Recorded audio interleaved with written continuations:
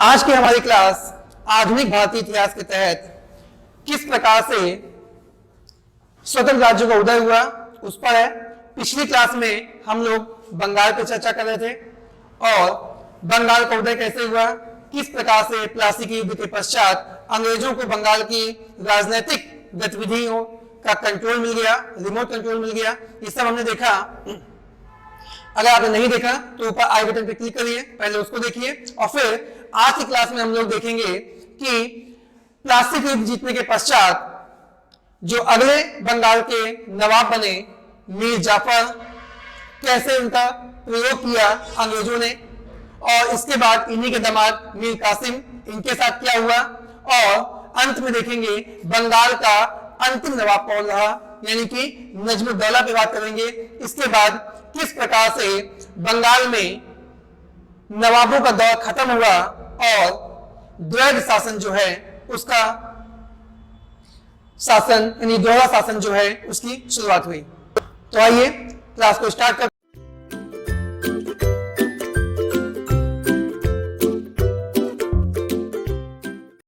मैं अनुराग तिवारी पूरा प्रयास करूंगा कि यहां से एक भी प्रतियोगी प्रश्न जो बनते हैं छूटने ना पाए। चलिए स्टार्ट करते हैं। तो प्लासी का युद्ध 1757 का, इस युद्ध को किसी भी तरीके से छल धोखा दे करके अंग्रेजों ने जीत लिया। इसमें बहुत महत्वपूर्ण भूमिका रही मीर जाफर की, क्योंकि ये थे बंगाल के जो नवाब सिराजुद्दौला थे उनके सेनापति, और इन्हीं के धोखे की वजह से प्लासी के युद्ध का जो नतीजा था वो पूरी तरीके से बदल गया। तो अगर ये कहा जाए कि मीर जाफर जो था वो इतिहास का दूसरा जयचंद था तो गलत नहीं होगा। निश्चित तौर पे प्लासी के युद्ध के बाद 1757 में बंगाल का जो अगला नवाब बना वो था मीर जाफर। इनका पहला कार्यकाल जो रहा वो 1757 से लेकर के 1760 तक रहा। ऐसा क्यों, इस पर हम लोग चर्चा करेंगे। जब ये बंगाल के नवाब बने, निश्चित तौर पे बहुत बड़े बड़े इन्होंने सपना देखा होगा, बहुत कुछ सोचा होगा, इसी वजह से इन्होंने अपने नवाब को धोखा दिया, गद्दारी की, और फाइनली जब ये बने बंगाल के नवाब तो इन्होंने देखा कि जो खजाना है वो बिल्कुल खाली है और अंग्रेज इनके ऊपर लगातार दबाव बना रहे हैं, लगातार प्रेशर कर रहे हैं, ठीक है, कि हमारी इच्छाओं को पूरा करो और पैसा लाओ, ये करो वो करो, आप सेना नहीं रख सकते हो, आप खा नहीं सकते हो। मतलब इनका सांस लेना दूभर कर दिया किसने, अंग्रेजों ने। अब है तो अंग्रेजों के ही रहमो करम पे बंगाल के नवाब। तो स्थिति यहां तक आ गई कि इन्होंने एक दिन स्वयं से, विभिन्न बुकों में अलग अलग दिया हुआ है, कहीं पे कहा गया कि अंग्रेजों ने इन्हें हटा दिया और कहीं पे कहा गया कि मजबूर होकर के इसने अपना पद त्याग दिया। अगर परिस्थितियों की बात करें तो यह कहना ज्यादा उचित है कि मजबूर होकर के अंग्रेजों ने इसको इतना टॉर्चर किया, इतना परेशान किया कि इनके सारे सपने चकनाचूर हो गए और इन्होंने कहा भाई अब मुझे बंगाल का नवाब नहीं रहना, मैं ये पद छोड़ता हूं। ठीक है, इसकी स्थिति क्या रही होगी, अंग्रेजों ने इसके साथ कितना अत्याचार किया होगा, इस चीज को अगर मैं बताऊं समझाऊं तो एक स्टेटमेंट है, बड़ा ही फेमस क्वेश्चन है, कई बार एग्जाम में पूछा गया है कि क्लाइव का गधा किसे कहते हैं। क्लाइव का गधा किसे कहते हैं, तो किसी और को नहीं बल्कि मीर जाफर को ही कहा जाता है क्लाइव का गधा। ठीक है, तो इस प्रकार से परेशान होकर के इन्होंने 1760 में इस पद को छोड़ दिया, या यूं कहें अंग्रेजों ने इन्हें हटा दिया। इसके बाद इन्हीं के जो दामाद थे वो थे आपके मीर कासिम, और अंग्रेजों ने उन्हें अगला बंगाल का नवाब बना दिया, यानी कि अगले नवाब बनते हैं मीर कासिम, जो कि 1760 से 63 तक रहे। जब ये यानी कि जो मीर कासिम बनते हैं तो निश्चित तौर पर इन्होंने अपने ससुर जी का जो हस्र था वो देखा होगा, और उसी की वजह से जैसे ही ये शासक, जैसे ही इसको सत्ता मिलती है वैसे ही इसने सबसे पहला जो काम किया वो अपनी शक्ति को बढ़ाने का काम किया। यानी कहीं ना कहीं इसके दिमाग में था कि मुझे अंग्रेजों के साथ विद्रोह करना है, गद्दारी करनी है ना, और फिर से बंगाल का स्वतंत्र नवाब बनना है। एक शासक के रूप में ये बहुत ही योग्य व्यक्ति था, दूरदर्शी व्यक्ति था और कहीं ना कहीं इनके जो विचार थे बिल्कुल सही थे। अपने इन्हीं विचारों के साथ में सबसे पहला काम जो किया मीर कासिम ने वो ये किया कि अपनी जो राजधानी थी, कहां थी बंगाल की राजधानी, नीचे आप लोग बताइए कमेंट बॉक्स में, पिछली क्लास में मैंने बताया था, है ना जी बिल्कुल, कहां पर थे, ठीक, मुर्शिदाबाद। तो इसने क्या किया, मुर्शिदाबाद से राजधानी को ट्रांसफर किया, स्थानांतरित किया और अगली राजधानी बनाई मुंगेर। तो पहला क्वेश्चन यही बन जाता है कि बंगाल की राजधानी मुंगेर किसके द्वारा बनाई गई, निश्चित तौर पे मीर कासिम के द्वारा बनाई गई। ऐसा इसने क्यों किया, इसलिए किया क्योंकि जो मुर्शिदाबाद है कलकत्ता के नजदीक है और अंग्रेज वहां पे बहुत ही बारीकी से इनकी यानी कि जो बंगाल के नवाब थे उसकी एक एक गतिविधि पे बारीकी से नजर रखते थे। तो इसने सोचा अगर राजधानी दूर होगी तो निश्चित तौर पे वहां पे अंग्रेजों की नजर नहीं पहुंचेगी और कुछ मैं कर पाऊंगा, कुछ अपनी तैयारी कर पाऊंगा, है ना। इसी उद्देश्य से इसने मुंगेर में ही, बिहार में ही क्या किया, तोपों का एक कारखाना स्थापित किया, है ना, और वहां पे ये गुपचुप तरीके से, चुपचाप तरीके से अंग्रेजों के विरुद्ध विद्रोह करने की तैयारी करने लगा, अपनी सेना को संगठित करने लगा, तोप, गोला, बारूद इनकी व्यवस्था करने लगा। धीरे से इस चीज की भनक जो है वो अंग्रेजों को लग जाती है। निश्चित तौर पे अंग्रेजों ने इसका विरोध किया। जब अंग्रेजों ने इसका विरोध किया तो इसने क्या किया कि बिहार में ही अंग्रेजों की एक व्यापारिक कोठी थी और उसने इस अंग्रेजों की इस कोठी पर आक्रमण कर दिया। किसने, मीर कासिम ने, और उस कोठी पे कब्जा कर लिया। निश्चित तौर पे बहुत बड़ी घटना थी और अब जो ये विद्रोह था मीर कासिम का ये खुल के सामने आ गया। नतीजा ये हुआ कि अंग्रेजों ने तत्काल प्रभाव से मीर कासिम को बंगाल के नवाब के पद से अपदस्थ कर दिया, हटा दिया और एक बार फिर से गधा तो है ही, कौन, मीर जाफर यानी इनके ससुर जी को फिर से बना दिया क्या, बंगाल का अगला नवाब, जो कि 63 से लेकर के 65 तक रहेंगे। तो इस प्रकार से 2 बार कार्यकाल रहा, ठीक है। लेकिन मीर कासिम बहुत महत्वाकांक्षी व्यक्ति था, बहुत ही योग्य व्यक्ति था। उसने क्या किया, जब अंग्रेजी सेना वहां पहुंची तो ये भागे और भाग के पहुंचे कहां पे, ये पहुंचे अवध प्रांत, यानी कि जो वर्तमान समय में हमारा लखनऊ का क्षेत्र है। तो ये अवध के नवाब, जो समय अवध के नवाब थे, क्या नाम था, शुजाउद्दौला।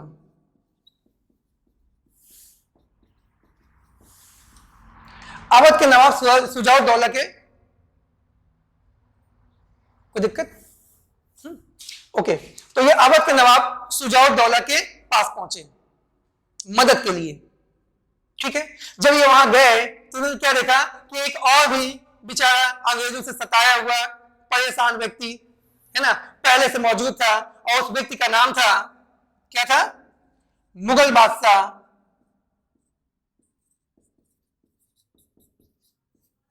शाह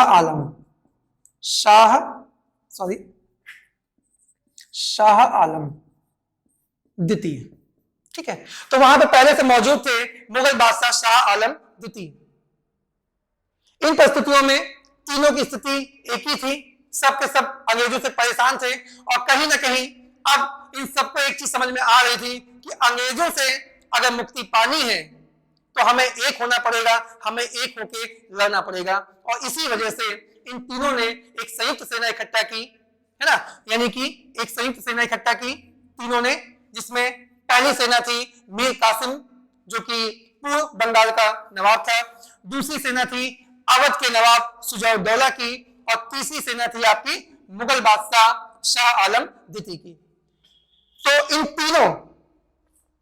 इन तीनों सेनाओं ने इकट्ठे हुई, एक साथ हुई और फाइनली अंग्रेजों के युद्ध हुआ। कहां पे, बक्सर, है ना, मैं लिख रहा हूं बक्सर का युद्ध 1764। बल्कि थोड़ा सा जो बहुत फेमस युद्ध होते हैं उनका सन के साथ साथ उनकी डेट या मंथ भी हम लोग को क्लियर होनी चाहिए, क्योंकि अक्सर देखा गया है पेपर पूछता है प्लासी का युद्ध कब हुआ और वहां पे चारों के चारों जो ऑप्शन होंगे उसमें बताया 1757, 1757, 1757।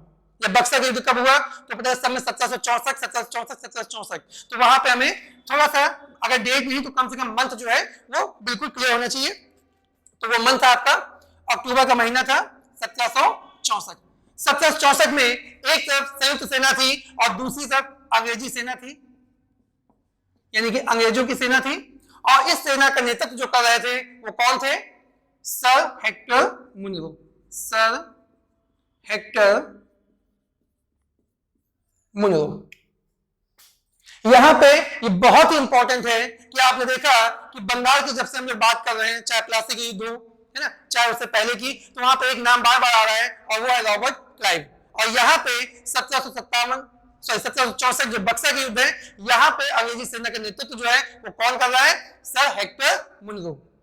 अक्सर पेपर में प्रश्न आता है कि इस युद्ध के दौरान अंग्रेजी सेना का नेतृत्व किसने किए, और हम लोग गलती करते हैं, हम लोग क्या क्लाइव लगाते हैं। क्यों? क्योंकि इन पूरी भूमिका में क्लाइव की चर्चा, ठीक है, क्लाइव का गधा या अन्य चीजों में क्लाइव की भूमिका बहुत ही महत्वपूर्ण थी। लेकिन पर्टिकुलर इस युद्ध में, बक्सर के युद्ध में, अंग्रेजी सेना का नेतृत्व जो है वो हेक्टर मुनरो ने किया। इसके बाद फिर से क्लाइव आ जाएंगे, ठीक, आगे हम लोग चर्चा करेंगे। ये युद्ध हुआ और इस युद्ध में संयुक्त सेना ने अंग्रेजों को हराने का प्रयास किया, लेकिन ऐसे ही इस युद्ध को इतिहास बदलने वाला युद्ध नहीं कहा गया। इस युद्ध में अंग्रेजी सेना जो रही वो विजय रही और ये संयुक्त सेना जो रही आपकी तीनों सेनाओं की वो हार गई। और अब कहीं ना कहीं ये तय हो चुका था कि हिंदुस्तान में अंग्रेजों को शासन करने से, राज करने से कोई भी शक्ति रोक नहीं सकती, क्योंकि अब काफी देर हो चुकी थी और अंग्रेज काफी प्रभावशाली हो चुके थे। क्योंकि अगर आप देखेंगे तो कहीं ना कहीं जो पिछला युद्ध था उस युद्ध को अंग्रेजों ने छल, धोखा, विश्वासघात से जीता, लेकिन इस युद्ध को अंग्रेजों ने अपने शौर्य, अपने पराक्रम, अपनी सैन्य शक्ति के दम पे जीता, अपने नेतृत्व क्षमता के दम पे जीता। यानी कि अब एक सैन्य शक्ति के रूप में भी अंग्रेज जो थे वो सबसे ऊपर थे, सर्वोपरि थे। इसी संबंध में, या यूं कहें, एक बड़े फेमस आपके इतिहासकार है के एम पनिकर, है ना, तो प्लासी के युद्ध के संबंध में उन्होंने कहा था कि प्लासी का युद्ध निश्चित तौर पे अंग्रेज जीते, लेकिन वहां पे क्या था कि नवाब के सेनापति और बंगाल के कुछ धनी व्यक्तियों ने अपने नवाब को अंग्रेजों के हाथ बेच दिया। पेपर में आता है कि ये स्टेटमेंट किसका है, तो ये स्टेटमेंट, ये कथन जो है के एम पनिका साहब का है ना। तो वहां पे निश्चित तौर पे परिस्थितियां अलग थी, लेकिन यहाँ पे नेतृत्व क्षमता, शक्ति के रूप में अंग्रेज जो है वो सर्वोपरि है और अब इन्हें रोक पाना संभव नहीं रहा। इसीलिए इतिहास में ये जो युद्ध है आपका बक्सर का युद्ध, वो बहुत ही महत्वपूर्ण रहता है। अगर किसी को नहीं मालूम बक्सर कहां पे है तो वो नोट डाउन कर लेगा, कहां पे है? बिहार। इस प्रकार के प्रश्न एग्जाम में आते हैं, ठीक है। तो इस युद्ध के बाद जो है वो फिर से अंग्रेज जो है कायम हो जाते हैं, कहां पे? बंगाल के शासन पे। और अब इस समय बंगाल का नवाब कौन है? मीर जाफर। फाइनली आगे चल करके फिर से आगे नजमुद्दौला जो है वो 1765 से लेकर के 1766 तक इनका कार्यकाल रहा। ये मीर जाफर के ही पुत्र थे, है ना, नजमुद्दौला। तो यहां से एक क्वेश्चन बनता है, एक इंपॉर्टेंट क्वेश्चन आपके सामने सीधे स्पष्ट दिया होगा कि बंगाल का अंतिम नवाब कौन, तो आपको टिक करना है नजमुद्दौला। तो परिस्थितियां ये रही कि बंगाल का जो भी शासन शक्ति, चाहे वो राजनीतिक शक्ति हो, चाहे व्यापारिक शक्ति हो, या किसी भी प्रकार की, सब के सब अंग्रेजों के हाथों में आ गई। यहां पे जो मैं बार बार एक शब्द यूज कर रहा हूं, अंग्रेज अंग्रेज अंग्रेज, तो ये अंग्रेज कौन? ये अंग्रेज कौन? ये अंग्रेज का मतलब है यहां पे ईस्ट इंडिया कंपनी, यानी कि ईस्ट इंडिया कंपनी जो व्यापार करने यहां पे आई थी, वो चंद व्यापारी जो एक अधिकार पत्र लेकर के 15 वर्षों के लिए भारत में आए थे व्यापार करने के लिए महारानी एलिजाबेथ से, है ना, वो अब यहाँ पे केवल व्यापार तक ही सीमित नहीं रहे, वो अब यहाँ पे शासन प्रशासन में सीधे हस्तक्षेप करने लगे और काफी हद तक उन्होंने अपनी पैठ बना ली थी। तो वो अंग्रेज अब यहाँ पे रेगुलेट कर रहे हैं बंगाल के शासन प्रशासन को। तो आगे गतिविधियां क्या रही? आगे गतिविधियां ये रही कि अब बंगाल में अंग्रेजों ने, या इसी शब्द को, इसी सेंटेंस को मैं दूसरे शब्दों में कहूं तो अब बंगाल में ईस्ट इंडिया कंपनी ने क्या किया, द्वैध शासन की शुरुआत कर दी। द्वैध नाम से क्लियर है, द्वैध मतलब दोहरा शासन, है ना। और ये आपका रहा 1765 से लेकर के 1772 तक। चलिए बात करते हैं कैसा दोहरा शासन, है ना। तो दोहरा शासन का मतलब ये है, डबल तो आपको समझ में आता ही होगा, दोहरा शासन, है ना। यानी कि एक ओर अंग्रेजों के पास पूरे अधिकार थे, बंगाल की समस्त शक्ति, समस्त निर्णय कौन ले रहा था, अंग्रेज ले रहे थे। और दूसरी ओर जो बंगाल का नवाब था, उसको केवल और केवल दिखाने के लिए, जनता को समझाने के लिए, है ना, उनको नवाब का पद दे दिया गया। यानी कि पावर, अधिकार जो है वो अंग्रेजों के हाथ में, और जो जिम्मेदारी है, जो उत्तरदायित्व है, वो नवाब के हाथ में। कहीं ना कहीं आपको वही परिदृश्य याद आ रहा होगा, मनमोहन सिंह, सोनिया गांधी, है ना। सारा का सारा अधिकार सोनिया गांधी के पास, लेकिन जवाब जनता कौन देगा, मनमोहन सिंह। ऐसी थी। तो ऐसी परिस्थितियों में जो बंगाल का नवाब था, वो तो सिर्फ और सिर्फ एक कठपुतली था। सारे फैसले जो हैं वो कौन ले रहा था, वो अंग्रेज ले रहे थे, यानी कि ईस्ट इंडिया कंपनी ले रही थी। और इस दौरान, यानी कि 1765 से लेकर 72 के दौरान, ईस्ट इंडिया कंपनी ने बंगाल में जो लूट मचाई है, जो भ्रष्टाचार किया है, ठीक है, उसकी आप कल्पना भी नहीं कर सकते। हम और आप उसकी कल्पना नहीं कर सकते कि इस दौरान बंगाल में कितना ज्यादा अत्याचार हुआ। क्योंकि वास्तव में ये कोई सरकार नहीं थी, ये क्या थे, ये चंद व्यापारी थे जो यहां व्यापार करने आए थे और इनको सत्ता मिल गई। और इनका सिर्फ एक ही उद्देश्य था, सिर्फ और सिर्फ अधिक से अधिक धन, पैसा, है ना। इतनी अगर आप कल्पना करना चाहें तो मैं एक सेंटेंस बोल रहा हूं, उससे आप कल्पना करिए कि स्थिति क्या रही होगी। कि के एम पनिकर साहब ने ही बोला है कि 1770 के समय बंगाल में भुखमरी हुई थी, बंगाल में भुखमरी का आलम आया था। और उस आलम की आप कल्पना करिए कि बंगाल के 2/3 जनसंख्या समाप्त हो गई थी, मौत के मुंह में चली गई थी। 2/3, इमेजिन करिए, प्रत्येक 3 में से 2 व्यक्ति जो है वो भूख से तड़प तड़प के बिलक बिलक के मर गया, केवल अंग्रेजों की नीतियों की वजह से। क्योंकि यहां पे सिर्फ और सिर्फ लूटपाट मची हुई थी। यहां तक कि ये जो शासनकाल रहा 65 से 72 के बीच का बंगाल का, उसके संबंध में स्वयं एक अंग्रेज अधिकारी, जिसका आप नाम भी बहुत अच्छे से जानते होंगे, बहुत फेमस है, लॉर्ड कॉर्नवालिस, उन्होंने कहा कि इतनी भ्रष्ट, इतनी निरंकुश, इतनी अत्याचारी सरकार हो ही नहीं सकती, मैंने कभी देखा ही नहीं। ये स्टेटमेंट था लॉर्ड क्लाइव, लॉर्ड कॉर्नवालिस, जो कि खुद एक अंग्रेज थे। तो क्या स्थिति रही होगी, है ना। तो बहुत ही एक बुरे दौर से जो है वो बंगाल गुजरा 65 से लेकर के 72 तक। शायद इसीलिए जो अंग्रेजों ने, यानी कि यहां पे मैं अंग्रेजों फिर से स्पष्ट कर रहा हूं, अब लोग क्लियर करिए, अंग्रेजों का मतलब यहां पे किससे है, ईस्ट इंडिया कंपनी के उन चंद व्यापारियों से, ईस्ट इंडिया कंपनी से। तो निश्चित तौर पे शायद इसीलिए जो तांडव, है ना, जो भ्रष्टाचार, जो अमानवीय व्यवहार बंगाल में ईस्ट इंडिया कंपनी ने लोगों के साथ किया, इसी चीज को कम करने के लिए, भरपाई करने के लिए शायद आगे 1773 में एक एक्ट आता है जिसका नाम है रेगुलेटिंग एक्ट। रेगुलेटिंग एक्ट नाम से क्लियर है, रेगुलेटिंग। आपके घर में फैन होगा, है ना, और उसमें एक रेगुलेटर लगा होता है, उससे आप क्या करते हैं, फैन की स्पीड को रेगुलेट करते हैं, नियंत्रित करते हैं, है ना। तो शायद इसीलिए ब्रिटेन की सरकार ने, ब्रिटेन की सरकार ने क्या किया, एक एक्ट भेजा, यानी कि वहां की संसद से, ब्रिटेन की संसद से एक एक्ट पारित होता है जिसका नाम है रेगुलेटिंग एक्ट। और उस एक्ट ने क्या किया, यहां पे जो नंगा नाच मचा रखा था ईस्ट इंडिया कंपनी के लोगों ने, जो अत्याचार कर रखा था, उसको रेगुलेट करना था, उसको नियंत्रित करना था। तो अगली क्लास में हम लोग देखेंगे किस प्रकार से रेगुलेटिंग एक्ट के माध्यम से ब्रिटेन की सरकार ने, ब्रिटेन की संसद ने भारत में ईस्ट इंडिया कंपनी को, उनके अधिकारियों को नियंत्रित करने का प्रयास किया, करने का कार्य किया। तो आज की क्लास में इतना ही, धन्यवाद।